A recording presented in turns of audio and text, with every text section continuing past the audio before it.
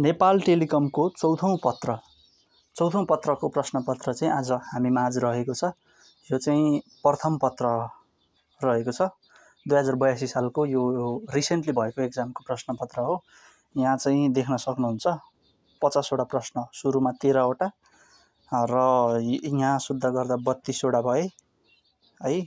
र यहाँ छन् अरु प्रश्न, जस्तै नेपालमा प्रसारण गर्ने इजाजत प्राप्त निजी क्षेत्रको पहिलो एफएम कुन हो भनेर सोधेको रहेछ 33 नम्बरमा। सीआरटी मोनिटरमा सीआरटी को पूरा रूप के हो भनेर क्याथोड रे ट्युब भइहाल्यो हैन।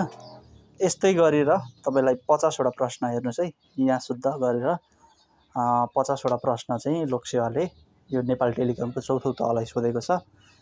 तपाईले पनि यो प्रश्नपत्र कतिसम्म समाधान गर्न सक्नुहुन्छ एकचोटि मूल्याङ्कन गर्नुहोला।